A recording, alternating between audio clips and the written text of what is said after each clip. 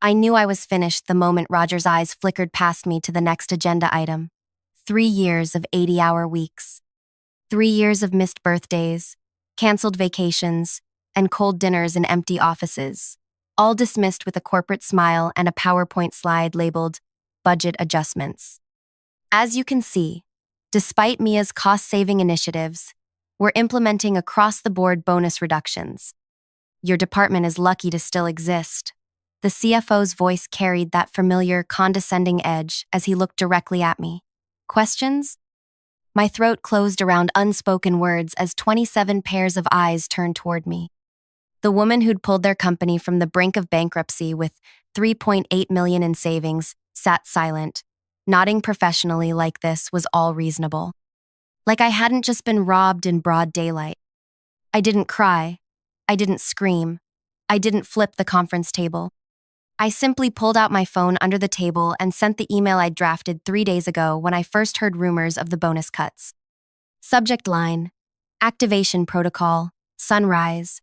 My finger hovered for just a second before pressing send. Roger continued his presentation as my future changed forever. Hey, I'm Mia Kendrick, 32, financial operations specialist and apparently the world's biggest corporate doormat, or so they thought. Look, before I continue this absolute dumpster fire of a story, I'd love to know where you're watching from. Drop your city in the comments, and seriously, hit that subscribe button, because what I'm about to share is the kind of corporate revenge story that will make you check your own work emails differently. I never planned to take down half a company. That wasn't who I was raised to be. Mom was a kindergarten teacher for 30 years. Dad worked the same assembly line until retirement. Honest work for honest pay. Might as well have been tattooed across our family crest. I believed in it too, right up until I learned exactly what Vertex Solutions thought my honest work was worth. When I joined Vertex 3 years ago, they were already struggling, though the executive floor with its Italian furniture and daily catered lunches didn't show it. I was hired as a mid-level financial operations manager, brought in specifically to trim fat from our operational expenses. Within 6 months, I'd identified nearly $800,000 in unnecessary software subscriptions, service contracts with companies that no longer existed, and equipment leases for machines sitting unused in storage.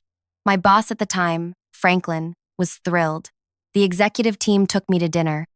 Roger, the CFO, a tall, immaculately dressed man with the emotional capacity of a spreadsheet, actually smiled at me.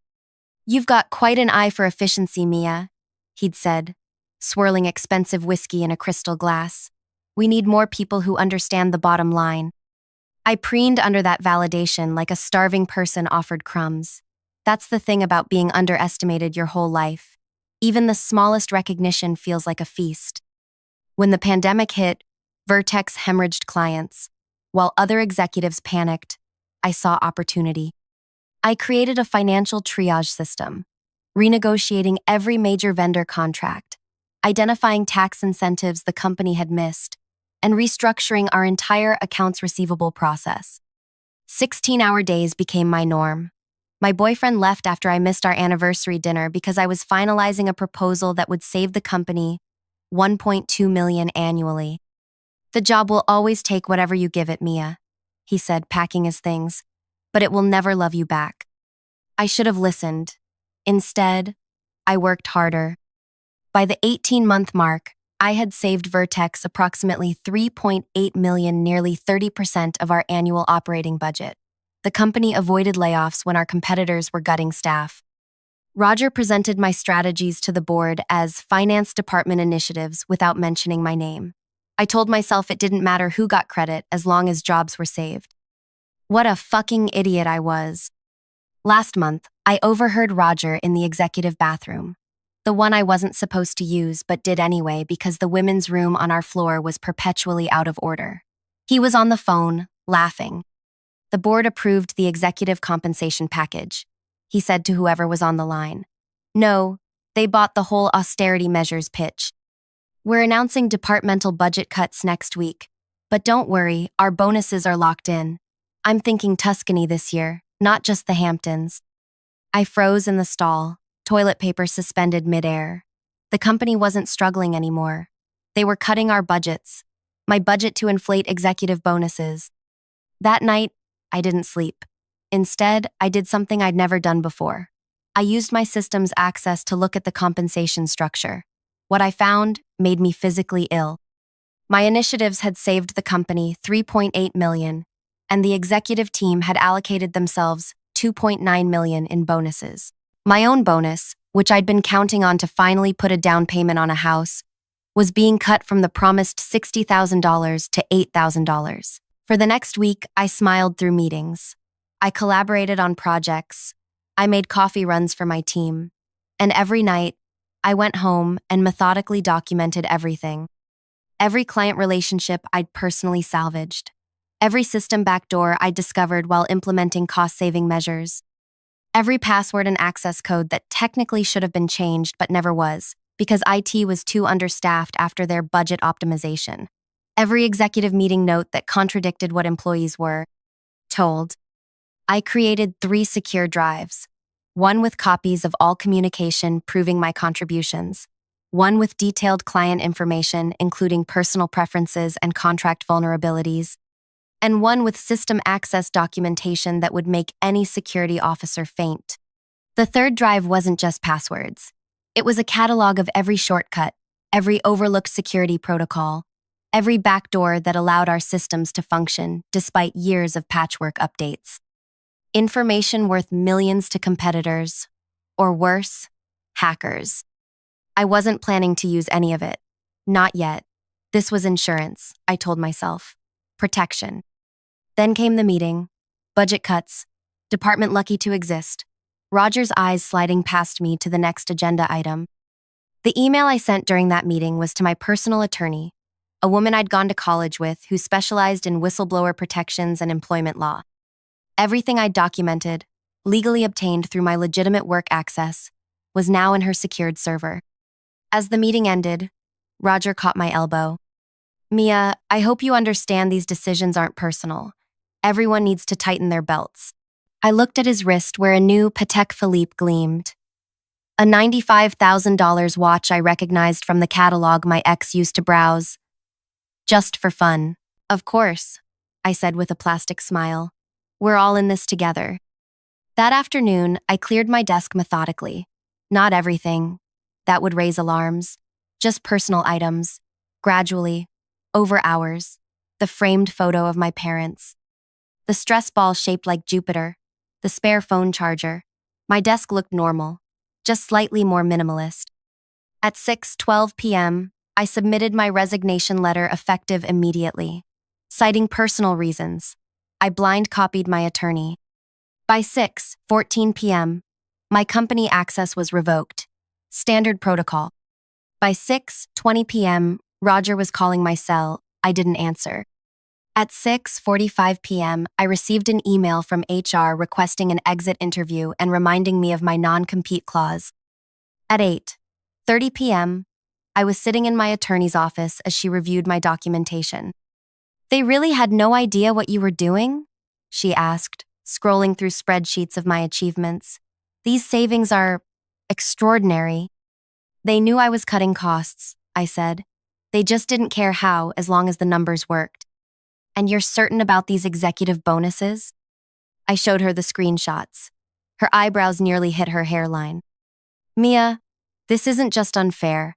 There are potential SEC implications here. The board was misled about company finances if what you're showing me is accurate." I hadn't even considered that angle. I was just hurt, betrayed, angry. But sitting in that office, watching a legal professional assess what I'd found, something shifted inside me. This wasn't just about my bonus anymore. This was about a systemic corruption that harmed everyone.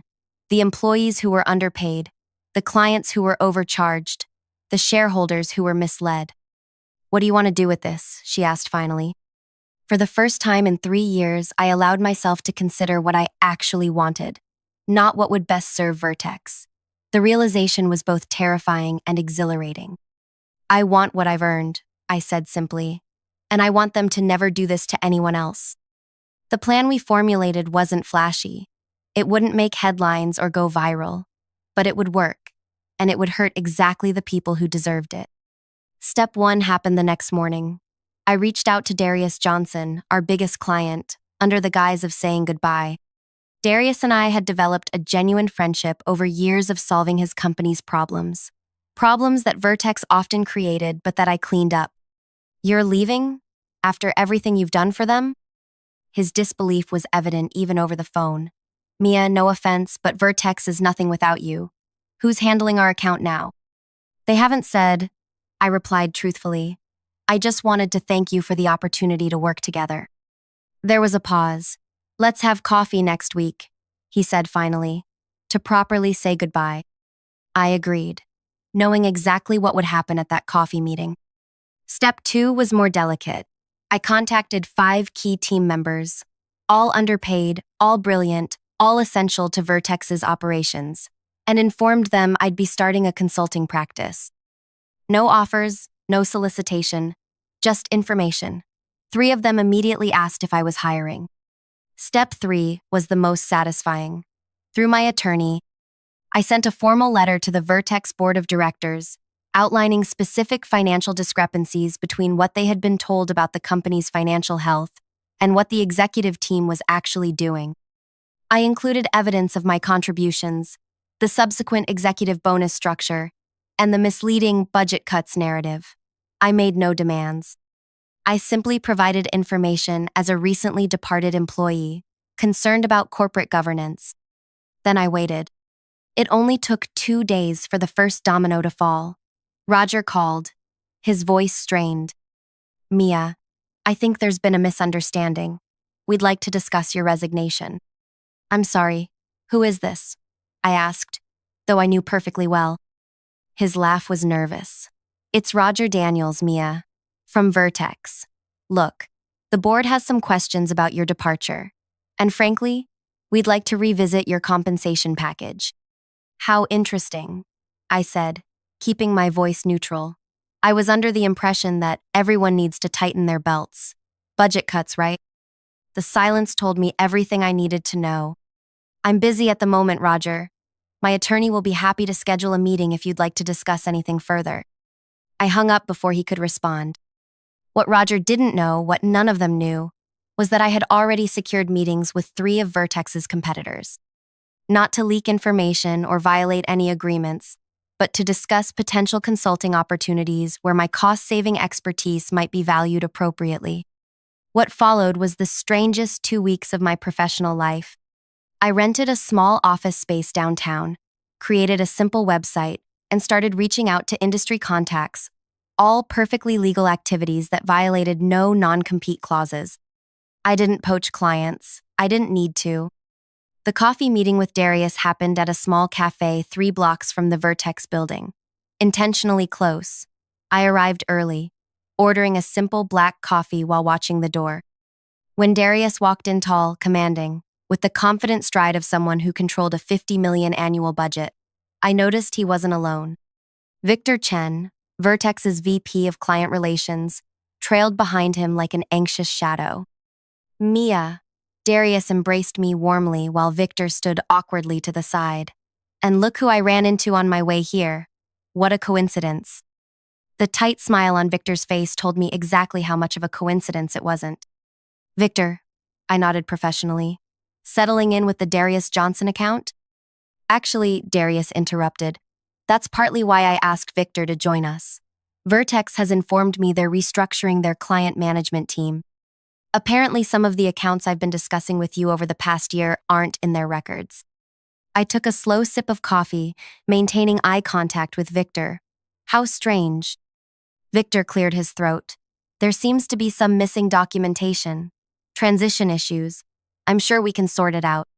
What Victor meant was that I had been handling client concerns directly, resolving issues before they became formal complaints, managing relationships through personal connections rather than the clunky CRM system that no one fully understood how to use.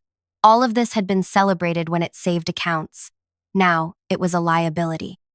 Darius, I said calmly, I documented everything in monthly reports to management. I'm sure Victor has access to those. Victor's slight flinch confirmed what I suspected. They hadn't bothered to read my detailed reports. They'd taken the results without understanding the process. Darius turned to Victor. I need to speak with Mia privately. Business matters. Victor started to protest, but seemed to think better of it. After he left, Darius leaned forward. They don't have a clue how to manage our account, do they? I chose my words carefully. Vertex has many talented people, but none who understand our specific needs like you do. He slid a business card across the table. My CFO wants to meet with you. Consulting basis. We're reviewing all our vendor relationships next quarter. I pocketed the card without comment. We both knew what it meant. By the end of that week, 3 more major clients had reached out. I didn't solicit any of them. I didn't have to. The moment these sophisticated business leaders heard I was gone, they connected the dots themselves. Meanwhile, Vertex was unraveling from the inside. My phone buzzed constantly with texts from former colleagues. They can't find the Johnson contract addendum. Roger is asking where you kept the vendor negotiation templates. It says there's no documentation for the billing system modifications you made. I responded to each with polite variations of, I documented everything in the shared drive, or, that information should be in my monthly reports. All true statements. I had documented everything meticulously, comprehensively, and in locations exactly where company policy dictated they should be. The problem wasn't missing documentation. The problem was that no one had ever bothered to read it. 7 days after my departure, my attorney called. The board wants a meeting. Tomorrow, 9 a.m. On what terms? I asked, my heart suddenly racing. Their initial position was to threaten legal action for theft of company information. I sent them the email trail showing everything you documented was done through proper channels and reported to management. They've pivoted to wanting to discuss a consulting arrangement. I laughed without humor. They want to hire me back as a consultant? At 4 times your previous salary, plus the full bonus you were originally promised. For a moment, vindication washed through me. They finally recognized my value, but the feeling quickly soured into something harder, colder. I'm not interested. My attorney paused. Mia, that's a significant offer. It's hush money, I replied. They don't want me back. They want my silence. Well, there's something else. The board has called an emergency session to review executive compensation. 2 board members have requested full disclosure of the savings initiatives you implemented and how the executive team reported them. That was interesting. Not sufficient, but interesting. I'll meet with them, I decided, but not at Vertex. They can come to my office. The look on Roger's face when he walked into my small but tasteful new office space the next morning was worth every penny of the rent. He was flanked by Patricia Winters, Vertex's chief legal officer, and Eleanor Grayson, the board chairwoman, a sharp-eyed woman in her 60s who I'd only seen in company-wide meetings. Ms. Kendrick, Eleanor began before the others could speak. I appreciate you taking this meeting. Of course, I replied, remaining seated behind my desk. I didn't offer coffee. I didn't engage in small talk. Power moves I'd learned from watching men like Roger for years. We have some concerns about your departure, Patricia stated, placing a folder on my desk, particularly regarding company information. I didn't touch the folder. My attorney, seated beside me, spoke instead. My client has violated no confidentiality agreements. All documentation she compiled was created in the normal course of her duties and properly stored in company systems. Roger's jaw tightened. The issue isn't what she documented, but how she's using that information. And how exactly am I using it, Roger? I asked, looking directly at him for the first time. He faltered. Clients are calling, asking questions, threatening to review their contracts. Have I contacted your clients? You met with Darius Johnson. He invited me for coffee to say goodbye. Am I not allowed to have coffee with a friend? Eleanor raised her hand slightly, cutting off Roger's response. Miss Kendrick, let's be frank. You were an exceptional asset to Vertex. Your departure has created difficulties. We'd like to discuss your return. I smiled politely. I'm not interested in returning to Vertex. Perhaps as a consultant, she pressed, with appropriate compensation. What would appropriate compensation look like in your view? I asked. Roger interjected. We're prepared to offer a consulting contract at $15,000 per month for 6 months, plus your full original bonus of $60,000. The number was insultingly precise. They'd calculated exactly how much they thought it would take to buy me off, without disrupting their precious executive bonus structure. That's generous, I said, watching relief flash across Roger's face before I continued, but insufficient. Patricia leaned forward. What would be sufficient, Ms. Kendrick? I looked at each of them in turn before speaking. Full disclosure to all employees about the actual state of company finances. Cancellation of the executive bonus program until employee bonuses are restored to promised levels. A comprehensive review of gender-based pay disparities across the organization, and a public acknowledgement of my contributions to the company's financial recovery. Roger actually laughed. That's not a negotiation. That's a hostile takeover. No, Roger, I replied calmly.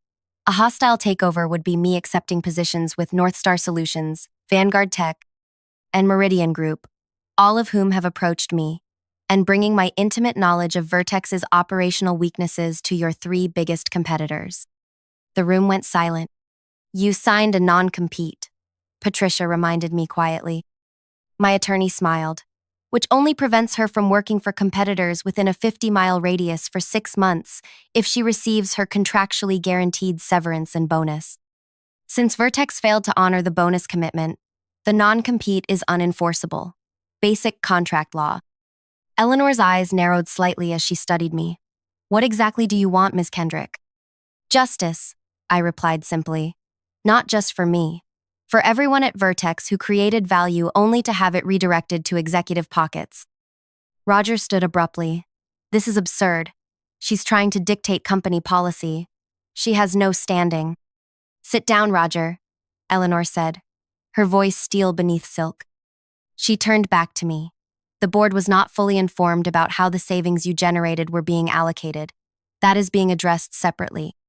A diplomatic way of saying Roger and his executive team were in serious trouble. I appreciate that, I said, but my terms remain the same. They left without an agreement, but I knew I'd won. The board had seen the documentation. They understood what had happened. The only question was how they would handle it. The answer came 3 days later in the form of a company-wide email that a former colleague forwarded to me. Effective immediately, Roger Daniels will be stepping down as CFO to pursue other opportunities. An internal audit of financial reporting practices has been initiated. The previously announced budget cuts have been suspended pending this review. The board extends its sincere appreciation to all employees whose hard work and dedication have contributed to Vertex's financial recovery, particularly those in financial operations. There was no mention of my name. I hadn't expected there to be. But every person at that company knew exactly who had brought this reckoning. That same day, I received a personal email from Eleanor Grayson requesting another meeting. This time, just the 2 of us. We met at a restaurant far from both Vertex and my new office. Eleanor didn't waste time on pleasantries. The board has accepted all your terms, with one modification, she said, placing a document between us. Rather than a public acknowledgement, we're prepared to offer a private settlement with a non-disparagement clause that works both ways. You don't discuss the circumstances of your departure. We don't minimize your contributions if contacted for references. I reviewed the document. The financial terms were substantial, 3 times what Roger had offered. And the employee bonuses? I asked. Being restored next quarter, funded by the cancellation of executive bonuses. We're also implementing a complete audit of compensation structures across all departments. I nodded slowly. And Roger? Eleanor's expression hardened slightly. Roger is no longer with the company in any capacity. The board is cooperating with an external financial audit that may have additional consequences for him and several other executives. Translation: Roger might be facing more than just unemployment. I signed the agreement, not for the money, though it was significant. I signed because they had met my real demands, the ones that mattered for all the people still working at Vertex who deserved better than what Roger and his team had done. Within a month, my consulting business was thriving. I specialized in ethical cost-saving strategies and transparent financial operations. 3 former Vertex employees now worked for me, including Larissa from accounting, who'd been at the company for 15 years and knew where all the real skeletons were buried. Darius Johnson's company became my biggest client. Vertex kept their contract with him. My goal had never been to destroy the company, but he insisted that I review all their processes and pricing. The irony wasn't lost on me. 6 months after leaving Vertex, I received a text from my old assistant, Sophie. "You won't believe this. They're renaming the financial operations methodology you created. It's now officially the Kendrick Protocol in the company handbook." I smiled at my phone. It wasn't a public acknowledgement, but it was something more lasting. That night, I sat on my balcony, the balcony of the condo I'd purchased with my settlement and consulting income, and finally felt the tight knot that had lived in my chest for months begin to unravel. I didn't take down Vertex. I never wanted to. The company itself wasn't the villain. It was the culture of extraction created by people who saw employee value as something to be harvested rather than cultivated. Those people were gone now, or at least significantly diminished in power. My phone buzzed with an email notification. Another potential client. My calendar for the next month was already full, but I found myself smiling as I read their inquiry. "We've heard about your work with ethical cost management strategies. Our CFO specifically requested you by name. Life has a strange way of delivering exactly what you need, exactly when you've stopped desperately wanting it." The revenge I'd originally craved watching Roger and his team suffer, seeing Vertex struggle without me, had evolved into something more profound, a complete reclamation of my own value. I didn't need their validation anymore. I didn't need them to hurt like I had hurt. What I needed was for the system to be corrected, for balance to be restored. And somehow, through the shockwaves of my departure, that's exactly what happened. Roger never realized what I'd documented until it was too late. He never understood that my power wasn't in the client list or the system backdoors. It was in the meticulous record of my own worth that no corporate sleight of hand could erase. Sometimes the best revenge isn't destroying what hurt you. Sometimes it's building something new that would never have existed if they hadn't underestimated you so severely. They say success is the best revenge. They're wrong. The best revenge is growth becoming someone who no longer needs revenge at all. But I won't lie. Hearing that Roger had to sell his vacation home to cover legal fees, that didn't feel too bad either.